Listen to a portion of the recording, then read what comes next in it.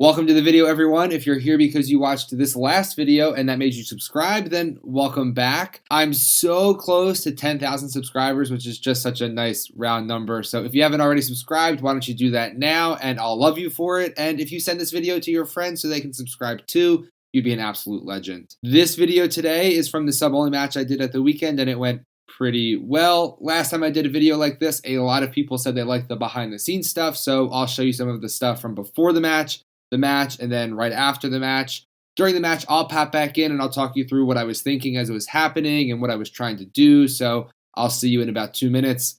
Here we go. I didn't want to ask, like, in a rules meeting, like, to the general population. Like stuff? No, because I don't want to hear it. I asked if Twister was in the because they said in the rules meeting, you can replay anything they gave you again. But is this G or no? This is the E match. Oh, okay. So they asked, so they said, we like reap the knee. And I was like, well, reap the knee, but the deal of the knee being twisted.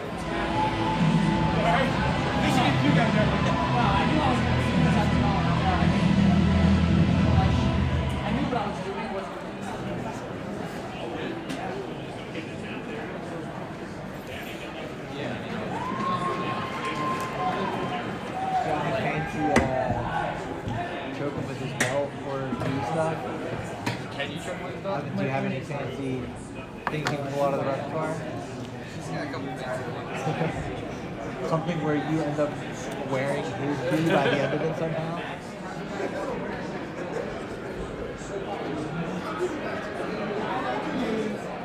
Play a song, just play my song. Fucking go, my song, just play my song. Play a song. Let's go, baby. Hey, have some fun.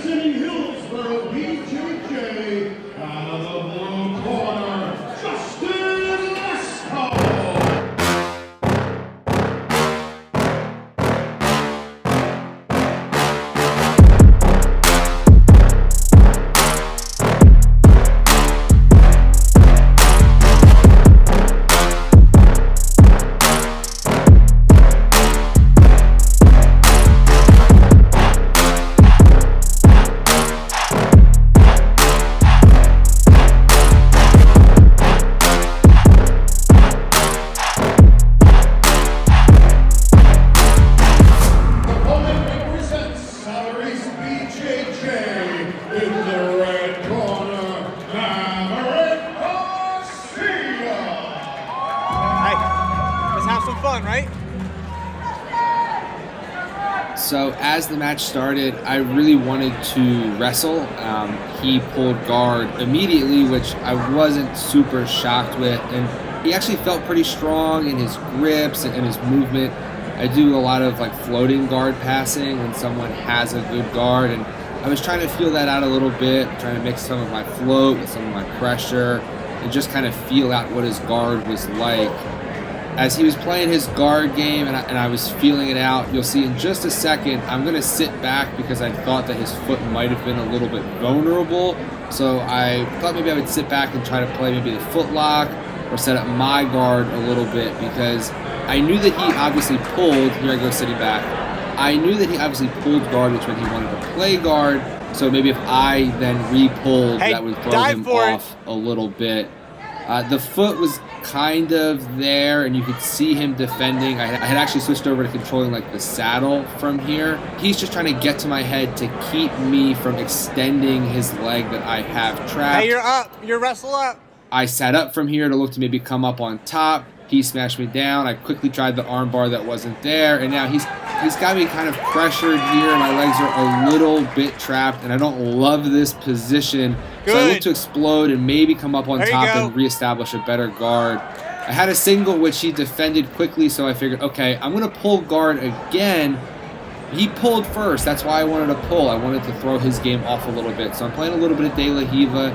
He's trying to stuff it, and really fortunately on Tuesday, 4 days before this match, my professor's professor showed me a thing where when someone tries to step over the De La Hiva, you can turn hard into them to prevent that. And that's what I'm doing here. I have my shin going into his right hip, and every time he tries to turn that corner, I'm extending with pressure to prevent him from doing that. I went for a little bit of an inversion to see what opened up, and he tried to stuff it, but I was able to come back through. regained my guard, and then I pulled again to get a little bit of a better position. And now I'm gone underneath the leg and I close my guard up. So real quick, while the ref is resetting us and moving us back to normal, right now I'm thinking, if he doesn't address my underhook under the leg once the restart happens, I'm going to switch to my K guard. I shot that arm under the leg. He didn't immediately address it. I closed my guard up, hoping for the reset. I'm going to see what happens once we get there. We start, fix my hair real quick, and now it's back to the match. I'm just waiting to get my collar grip so I can really attack my K guard, have my collar grip, have my underhook, and there I go to the K guard all the way over, and now I'm trying to isolate that leg. The rest of this up until the finish is me sort of threatening back and forth. I'm kind of threatening the toe hold now, but I don't have a really solid grip. He's trying to control my width of my belt and try to come into me. I still don't have a solid grip, so I'm going to try to change my angle a little bit and maybe switch to a knee bar because maybe I can straighten the leg. That's what I'm doing here. I'm trying to straighten the leg for the knee bar. But as I threaten the knee bar, he turns his leg again. I take my toe hold grip, and there is the explosion of his ankle, and he taps. Obviously, I was super happy to get the win. I didn't want the guy to get hurt, but I'm going to let it run from now. I'll show you some of the stuff backstage. If you haven't already subscribed, please subscribe. Thank you for watching. Here's back to me in the past. Shit, Justin. And the winner came out of the blue corner. Let's go!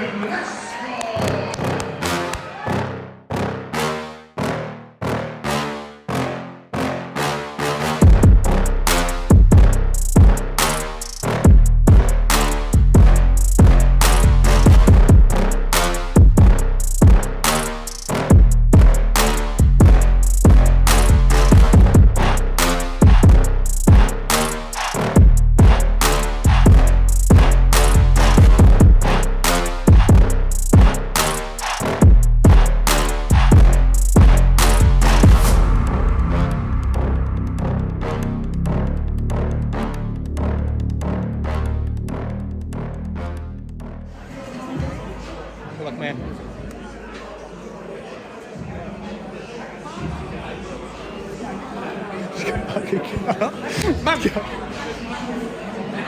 That it fucking broke. I don't know if it broke. I heard the crack. Right. What was he saying? They were saying after he thought that you were like let go too soon or something. His coach said to me, "Did the break that happened?" And that's why. And right immediately in my head, I was like, "Well, I hope they don't think that I just like Let go, like, oh, I won. try to act like I stole the match." But that shit broke my arms. Yeah. You like felt it. He's at the EMT now, which I feel bad, but he was stronger than I expected him to be. Yeah. You seemed like you were in control at all times. Even early when he was like first on top. I was trying to play like my floating pass a little bit. Yeah. But he was good with his grips. So that's why I sat back to go like maybe single leg X to see what opened up. Right. And I knew he didn't want to be there because as soon as I went like to the saddle off that single leg X, his coach was saying, "Don't play his game. Don't be there. Don't play his game." That's why I was yelling, "Dive for it!" Because I heard you. As soon as you started to go there, like he looked panicked. Like that's not. He's not comfortable there, and I know that you are. Even though you didn't want to do leg stuff tonight, it's like if it's there. As soon as his coach said, "Don't play his game. Don't be there. Get out of there," then I was like, "Okay, this is my strategy now. I'm gonna go for the leg stuff because he doesn't want me to do it." As soon as it was there, so I was like, I didn't want you to like half go for it just to use it to set up something else. I wanted you to know like that's there, dive for it. I started to come up off of it, and then that's like, now stay here, like sit back down. Yeah. Because he wanted to pull right away, so I figured I'll take that away from him. You did a good job. You did a good job from your back, wrestling out. You know, wrestle to standing. I felt safe. I never felt like I was in danger, and then I had to readjust the position a couple times, and I was trying to open up, attack with the toe to maybe get him to put his leg flat to go to the knee bar. Right. And then he turned back, and that's when I caught it. And it went tight, and